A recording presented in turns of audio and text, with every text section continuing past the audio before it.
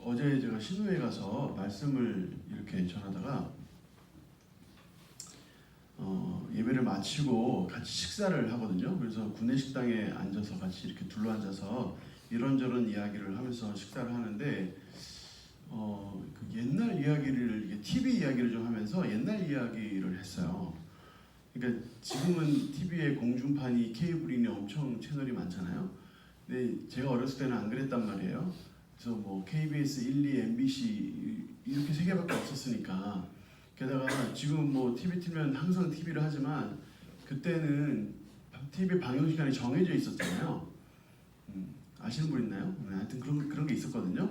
그래서 아침에 전 몇 시에 끝나는지 모르는데 한 11시, 12시면 일단 정규 방송이 끝나고 TV가 안 나오다가 5시 반인가? 4시 반인가? 하여튼 이때부터 TV가 시작이 된단 말이에요. 그러면 이제 저 같은 사람들은 이제 TV가 너무 보고 싶으니까 한 4시부터 TV 틀어놓고 기다리는 거예요. 그러면 이제 애국가부터 시작해가지고 시작하거든요. 이제 그런 이야기들을 이제 그분들이 하시는 거죠. 그분들이 이제 60년대생도 계시고 훨씬 이제 나이 있으신 분도 계시고 70년대 초반도 계신데 이런 분들이 이제 그런 얘기를 막 하시더라고요. 그래서 그런 얘기 같이 이렇게 하다가 요즘은 무슨 TV 프로그램 보느냐 이런 이야기로 넘어갔어요. 근데 그 호구의 연애라는 프로가 있다면서요, 요즘. 어제 처음 들었는데 그런 게 있다고 하더라고요. 그러니까 남자 연예 몇 명 나오고 일반인들이 몇 명 나와서 뭐 서로 꽁냥꽁냥 뭐 이렇게 하는 그런 프로그램인가 봐요. 예전에 뭐 짝과 비슷하다 이렇다고 하는데 하여튼 그런 얘기를 막 하면서 그게 그러니까 여성 직원분 한 분이 자기 남편과 이런 얘기를 했다고 하더라고요. 그 TV에 어떤 서로 막 꽁냥꽁냥하고 뭐 이렇게 하는 어떤 약간 풋풋한 뭐 사랑 이야기를 그린다든가 하여튼 그렇다던데 하여튼 그 프로그램을 보면서 남편하고 이런 얘기를 했다는 거예요. 우리는 이제 저런 감정을 못 느낄 거야 이런 얘기를 했다는 거예요 서로.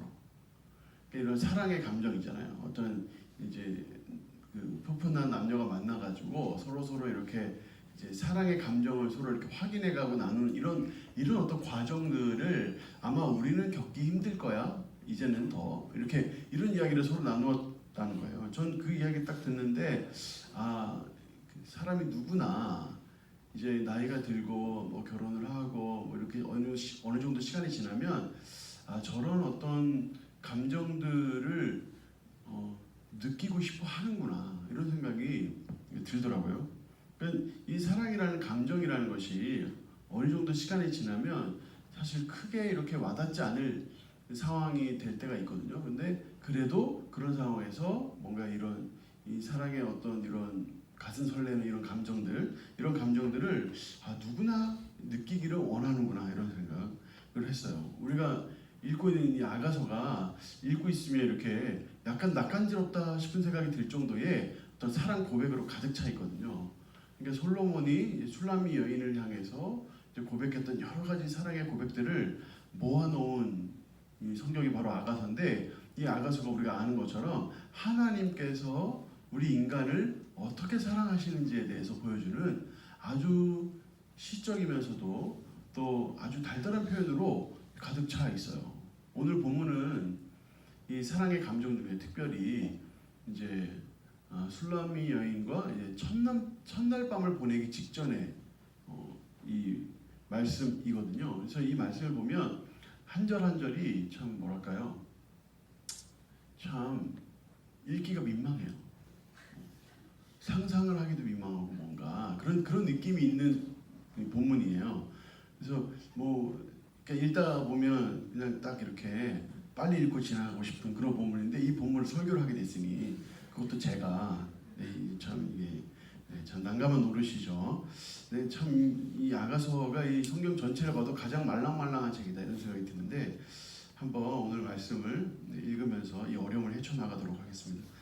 자, 오늘 본문에는 이제 초반에 외모적인 측면을 묘사하는 장면이 나오는데 어느 취업 포털 사이트에 찾아보니까 기업 인사 담당자 273명을 대상으로 이렇게 질문을 했어요. 외모를 평가하는 항목이 항상 기업에서 인재를 이제 발굴하는데 포함하는 이유가 무엇인가 이렇게 물었어요.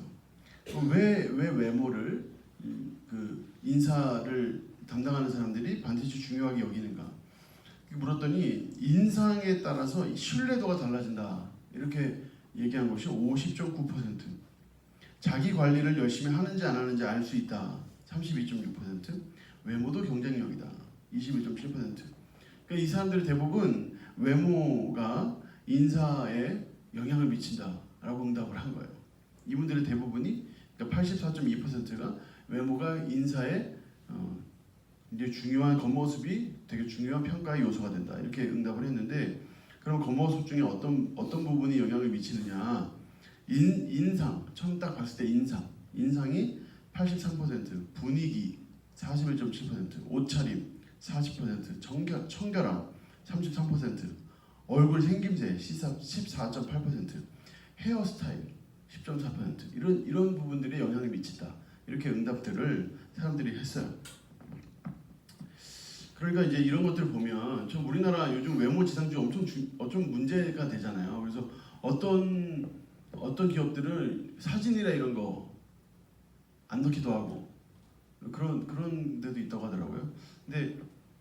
근데 뭐 여하튼 외모가 중요한 이런 시대인데 오늘 성경에 보면 막 이제 술람미 여인의 외모의 아름다움을 막 이렇게 표현하고 있단 말이에요.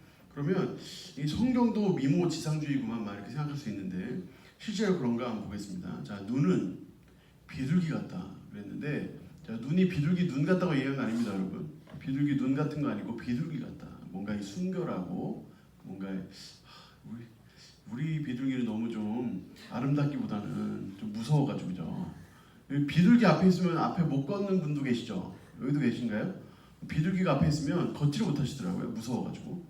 그래서 저게 뭐가 무섭냐 그랬더니 그 자매가 그러더라고요. 목사님 자세히 보세요. 무서워요. 그래서 자세히 봤거든요. 무섭더라고요. 자세히 보면 무서워요. 하여튼 근데 비둘기 눈 같다는 게 아니라 비둘기 같다. 눈은 비둘기 같다. 자, 머리털은 염소 떼 같다. 이제 염소들이 한 곳에 모여 있는데 이제 뭔가 이 부들부들한 느낌을 얘기하는 건가? 잘 모르겠어요. 하여튼 이는 양태를 낳은 양 같다. 그러니까 이가 이렇게 있잖아요. 근데 양태를 낳은 양, 그 중에 양은 한 마리도 이제 아기가 없는 양이 없는. 그러니까 정말 양이 쌍태를 낳았다는 얘기는 풍요의 상징이고 복의 상징이거든요. 그러니까 이제 그런 것들이 가득가득 모여 있는 이런 모습 같다. 이빨이. 그리고 입술은 홍색실 같다. 가장 그래서 이해하기 쉬운. 입은 어여쁘다 이렇게 끝나고 입술하고 입은 상당히 이해하기 쉬운데 뺨은 석류 한쪽 같다. 그러니까 뭔가 이제 불구스하다 이런 뜻이겠죠. 목은 정말 이해하기 어려워요. 망대 같다. 망대 뭔지 알죠, 여러분? 그러니까 성 위에 성벽 그 위쪽으로 쌓아가지고 높은 곳인데 위에서 이렇게 적들이 오는지 안 오는지 또는 주변을 살피기 위해서 높게 쌓은 거거든요. 목이 됐다 길었나 봐요. 그리고 목을 이제 설명을 하는데 방패 1000개가 둘러싸이는 그 목이고 그 목이 용사의 모든 방패가 달려있다. 이 부분을 도대체 어떻게 이걸로 봐야 되는가? 아름다움을 표현한 거 맞나? 이런 생각이 드는데 주석가들은 이것을 목의 늠름함과 목이 늠름하대요. 목이 늠름함과 우아함을 담았다. 이렇게 좋게 해석을 하더라고요. 근데 저는 아무리 이 목에 대한 묘사를 읽어도 매력적으로 느껴지지가 않아요. 여러분 어떤지 모르겠는데 하여튼 이런 외모들을 시적으로 아름답게 표현을 한 거예요. 그러면서 7절에 뭐라 그래요? 나의 사랑 너는 어여쁘고 아무 흠도 없구나. 여러분 제가 지금 앞에 있는 눈부터 해가지고 목까지 물론 문화적인 어떤 차이도 있고 하겠습니다만 과연 이 술람미 여인이 전 한 번도 못 봤습니다. 근데 못 봤는데 이 술람미 여인이 정말 객관적으로 예뻤을까 하는 생각을 하게 되는 장면 아니에요? 그러니까 물론 솔로몬의 눈에 예뻤겠죠. 근데 이런 묘사들을 보면 진짜 예쁜 사람이었을까? 솔로몬이 사랑에 빠져서 예뻐 보인 거 아니었을까요? 그러니까 사랑의 눈으로 보면 어떠한 단점도 늠름한 목도 아름다운 망대 같고 뭔가 이 방패가 있는 그러니까 이렇게 표현을 하면서 아름답게 표현을 하는 거잖아요. 이렇게 보이는 거죠. 우리 주변에서도 그런 거 느끼지 않나요? 막 목소리가 남자인데 목소리가 막 소리가 좀 쨍쨍거리는 소리 목소리여가지고 뭐 남들은 막 좀 듣기 싫다 이렇게 생각할 수 있는데 사랑에 빠지면 어떻게 돼요? 목소리가 활기차다. 응? 뭔가 이 잠을 깨는 목소리다. 막 이렇게 생각할 수 있지 않겠어요? 막 뭐 남들이 봤을 때는 너무 좀 배가 나와가지고 좀 너무 좀 둥둥한 거 아닌가 이렇게 생각을 해도 사랑에 빠지면 어떻게 돼요? 아 예쁜 곰인형 같다. 뭐 이렇게 되지 않겠어요? 이런 거죠. 그러니까 사랑에 빠지면 다 예뻐 보이는 거예요. 다 예뻐 보이고 아름다워 보이고 멋있어 보이고 그렇잖아요. 이런 것들. 그러니까 이게 바로 사랑의 힘이란 말이죠. 사랑의 힘. 근데 주님도 그거 같다는 거예요. 주님도 우리를 바라보면서 사랑의 눈으로 보시니까 우리의 모든 단점과 우리의 모든 약함도 예뻐 보이고 아름다워 보인다 하는 거죠. 스바냐 3장 17절에 너는 너희 하나님 여호와가 너희 가운데 계시니 그는 구원을 베푸신 전능자시라. 그가 너로 인하여 기쁨을 이기지 못하며 너를 잠잠히 사랑하시며 너로 말미암아 즐거이 부르며 기뻐하시리라. 그러니까 이런 부분들을 보면 이제 하나님께서 우리 인간들을 보실 때에도 단점이 없어서가 아니라 완벽해서가 아니라 그냥 사랑스러워 보이는 거죠. 근데 이 시의 화자인 솔로몬이 술람이 여인에게 예쁘다 사랑스럽다 라고 하면서 계속 앞에서도 계속 하는 말이 있어요. 자꾸 같이 가재요. 어디를 자꾸 같이 가재요. 어디를 같이 가냐. 오늘 본문에 나오는데 오늘 본문에 8절부터 여러분 레바논으로 나와 함께 가자. 레바논으로 가자. 레바논 여러분 어딘지 알죠? 이스라엘 위에 이제 북이스라엘 그 위에 보면 레바논이 있어요. 그러니까 이스라엘 땅의 북쪽이에요. 북쪽으로 올라가자는 거예요. 같이 가자는 거예요. 근데 북쪽에 뭐가 있는데 아마나 꼭대기와 스넬과 헤르몬 꼭대기가 있대요. 아마나 꼭대기, 스넬과 헤르몬 꼭대기. 그러니까 모두 이제 북쪽에 있는 레바논 산맥 또는 안티레바논 산맥이 있거든요. 그 산맥의 꼭대기들이에요. 산맥의 꼭대기 지명이에요. 거기로 가자는 거예요. 올라가기 쉬울까요? 어려울까요? 쉬울 것 같아요? 어려울 것 같아요? 당연히 어렵죠. 그 산이 험하다고 하더라고요. 산맥의 꼭대기에 오른다는 건 쉬운 일이 아닌데 그 어려운 일을 함께 하자는 거예요. 자꾸 솔로몬이 사랑한다, 어여쁘다 하면서 자꾸 꼭대기로 올라가자고 하는 거예요. 그러면서 또 뭐라 그래요? 그 꼭대기에 다다라서 함께 그 꼭대기에서 누리자는 거예요. 근데 그 꼭대기를 어떻게 표현하냐면 사자굴과 표범산에서 내려오노라 이렇게 표현하기도 하거든요. 그러니까 사자굴과 표범산이 있는 그러니까 그 지역 자체가 쉬운 지역이 아닌 거예요. 맹수들이 있는 그런 곳이란 말이에요. 그러므로 자꾸 가자는 거예요. 근데 그곳이 과연 어렵기만 한 곳이냐? 레바논은 백향목의 유명한 서식지예요. 그러니까 백향목이 가득한 것. 그러니까 백향목은 당시에 최고의 목재거든요. 최고의 목재, 최고의 자원이 있는 곳이죠. 또 아마나 꼭대기는 아마나 강의 근원지래요. 아마나 강이라는 것이 꼭대기로부터 시작을 하는데 말하자면 이스라엘 땅의 하나의 젖줄 중에 하나죠. 이 아마나 꼭대기 그리고 스닐은 헤르몬산의 또 다른 표현이라고 보통 보는데 헤르몬산에는 만년설이 있고 그 만년설이 녹아서 지금 여러분이 잘 아시는 갈릴리 바다를 채우고 그 갈릴리 바다에서 요단강에 흘러내리고 사해까지 채우는 그러니까 그 강줄기 없으면 이스라엘 땅 못 살거든요. 근데 바로 그 강줄이 시작되는 것이 바로 헤르몬산의 꼭대기예요. 그러니까 바로 주님께서 함께 가자고 하는 그곳이 절대 편한 길은 아니에요. 그런데 그 길이 어떤 것이에요? 올라가면 자원이 풍부하고 또 그곳에서 생명이 시작되고 강이 시작이 되고 하는 그곳이란 말이죠. 같이 올라가자는 것이 절대 산책하자, 편하게 올라가자 이런 거 아니거든요. 올라가다 보면 숨이 턱밑까지 찰 것이고 아주 힘든 시간들을 보내야 할 거란 말이에요. 그런데 그곳에 올라가면 뭐가 있겠어요? 최고의 경치와 최고의 자원과 최고의 샘이 그곳에 있는 거예요.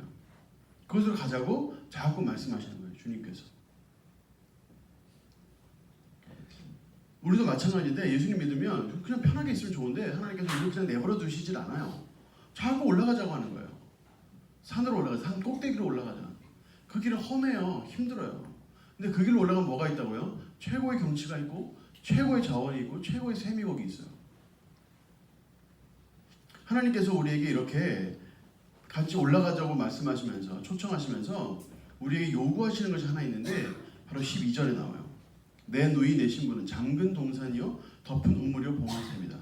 술람미 여인의 순결, 거룩을 표현하는 말씀이에요. 주님 우리에게 이런 거룩을 요구하시는 거예요. 그 거룩의 가치를 13절부터 15절까지 내게서 나는 것은 석류나무와 각종 아름다운 과수와 고멜화와 나도풀과 나도와 번홍화와 창포와 개수와 각종 유향목, 여기 나오는 모든 이런 향품들에 대한 나무들에 대한 이런 것들은 이스라엘에서 쉽게 구하기 힘든 것들이에요. 비싸고 유명하고 값비싼 것들이죠. 근데 이런 것들인데 이런 것들이 바로 거룩의 가치라고 지금 여기서 시적으로 표현하고 있는 거예요. 이게 아가서가 가지고 있는 아주 강점 중에 하나예요. 그러니까 거룩함을 뭔가 이 거룩하라, 뭔가 이 깨끗하라 이런 식의 어떤 단순한 표현이 아니라 이런 것들을 그 거룩이라는 것이 얼마나 값진 것인가.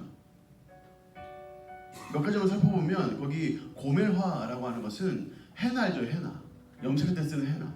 그 헤나의 꽃이에요.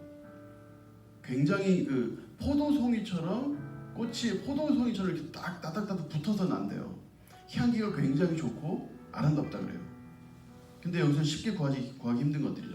나도풀은 나드 한근 이렇게 여러분 그 마리아가 예수님께 향유 깨뜨려가지고 그게 나드 한근이거든요. 그 나드인데 히말라야 지역에서 자라는 식물이래요.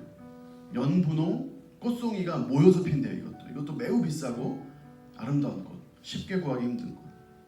이런 이와 같은 이 꽃도 마찬가지지만 그 꽃의 향기가 기가 막혀서 이건 돈으로도 살 수 없다 이렇게 이야기할 정도. 그러니까 후각과 시각을 자극하는 이런 꽃처럼 이 거룩이라는 것은 생명력과 풍성함과 황홀함을 선사하는 하나의 선물이라는 거예요. 그러니까 지금 술람미 여인이 솔로몬에게 줄 수 있는 가장 최고의 선물은 잠근 동산 같고 덮은 우물 같고 봉한 샘 같은 어떤 순결함이었거든요. 근데 주님께서 이것을 우리에게 요구하시는 거예요. 거룩함을 우리에게 요구하시는 거예요. 이 거룩함이 얼마나 가치 있느냐. 돈으로 주고 살 수 없을 만큼의 아름다운 향기와 또 그 시각과 그 꽃이 가지고 있는 그 생명력과 그 풍성함과 그 황홀함, 최고의 선물이라는 거예요. 최고의 선물. 그 거룩이 우리가 주님께 드릴 수 있는 최고의 선물이라는 거예요. 그리고 그와 같은 이 하나님과 우리와의 만남이 5장 1절에서 거기 보면 친구들이 와서 먹으라고 하거든요. 나의 사랑하는 사람들은 다 와서 많이 마시라. 풍성함이 나와 주님이 만나면 우리 주님과 나가 만나가지고 그냥 우리끼리 행복한 게 아니라 그 풍성함이 넘치고 흘러서 풍성하여져서 나만 아니라 주변을 먹여 살리는 거예요. 다른 사람들은 많이 먹게 하는 거예요. 그들에게 황홀함과 기쁨을 선사하는 거예요. 이것이 바로 오늘 아가서 본문에 나오는 우리와 하나님과의 관계예요. 그래서 아주 시적으로 표현한 거예요. 여러분 우리가 하나님과 깊이 교제하고 우리가 하나님을 깊이 만나면 이와 같은 일들이 벌어집니다. 물론 쉬운 건 아니에요. 주님께서는 우리에게 자꾸 높은 산으로 올라가자고 하거든요. 산맥 위로 올라가자고 하거든요. 그 길은 힘든 길이거든요. 어려운 길이란 말이에요. 어떤 경우에는 막 표범굴이 있고 막 이래가지고 위험할 수도 있어요. 그러나 주님께서 우리에게 같이 가자고 하십니다. 그곳에 올라가면 물론 주님과 올라가면 안전할 뿐만 아니라 그곳에 올라가면 그곳에는 최고의 경치가 있고 최고의 자원이 있고 최고의 샘이 있는 거예요. 생명의 시작이 있는 거예요. 그곳에 가서 우리의 거룩함과 주님의 사랑이 만나면 우리만 행복할 뿐만 아니라 주변이 다 행복해지고 주변 사람들을 충분히 먹일 수 있을 만한 그런 사랑이 넘치는 거예요. 여러분 저는 우리 청년 아포스들이 사랑이 넘치는 공동체가 되기를 바라고 원하거든요. 근데 그러기 위해서는 핵심이 그거예요. 우리가 주님과 가까이 붙어 있으면서 주님과 사랑의 대화를 많이 나누는 거예요. 우리의 기도가 이렇게 새벽마다 우리가 기도하잖아요. 우리의 기도가 내가 원하는 것을 관철시키거나 또는 내가 원하는 것을 얻어내거나 하기 위한 씨름이 아니에요. 물론 씨름같이 기도해야 될 때도 있어요. 근데 씨름만이 아니에요. 우리는 하나님과 사랑의 대화를 하는 것이고, 주님은 어제 있었던 여러 가지 일련의 사건들을 보면서 어떤 마음 품으셨는지를 같이 생각하는 시간이고, 우리 주변에 있는 어려움을 겪고 있는 사람들을 향해서 하나님 어떤 마음을 품고 있는지 그분의 마음을 같이 알고 함께 위로하고 함께 기도하는 그런 시간이라고요. 하나님과 어떤 아주 어떤 사랑의 관계, 이런 사랑 나눔이 있는 시간인 거예요. 우리의 이 기도 시간이고, 그러니까 주님께 우리가 우리 자신을 우리가 뭐 100% 거룩하지 못하지만 예수 그리스도의 그분의 보혈에 의지해서 우리의 거룩함을 주님께 선물하고 주님과 함께 가까이 교제하고 나누고 하나님의 사랑을 함께 풍성히 누리면서 우리가 충분히 체험받고 하나님의 기쁨을 누리면서 주변에 그 사랑을 흘려보내는 것, 그런 것들이 우리가 이 말씀을 통하여 배울 수 있는 어떤 기도의 방향이에요. 여러분들은 주님을 만날 때 어떤 마음으로 만나세요? 빚쟁이 찾아가듯이 만나서 내놓으시라고요 주님, 이런 마음으로 혹시 만나진 않으세요? 주님은 물론 그런 대화도 원하셔요. 아버지 되신 우리 주님께서 우리에게 가장 좋은 것을 주기를 원하시거든요. 그래서 그렇게 기도하는 것도 좋은데, 오늘 이 시간에 우리가 함께 기도할 때에는 주님의 사랑을 더 깊이 깨달을 수 있도록 기도하면 좋을 것 같아요. 그리고 주님과 더 함께 동행하고 또 그분과 함께 이렇게 그분의 마음을 알게 되는 시간, 더 깊이 있게 주님과 교제하는 시간, 그런 시간 되기를 예수님 이름으로 축원합니다. 우리 같이 한번 기도하겠습니다. 우리 한번 기도할 때 주님의 사랑이 우리한테 더 가까이 다가오는 시간, 주님의 그 사랑의 깊이를 깨달아 주님과 동행하는 시간, 나의 거룩함을 주님께 선물하고 주님과 함께 어렵고 힘든 길이지만 함께 가서 최고의 경치와 최고의 자원과 최고의 샘을 경험하는 귀한 주님과의 동행하는 내 인생, 내 삶이 되게 하여 주시옵소서. 우리 같이 한번 기도하겠습니다.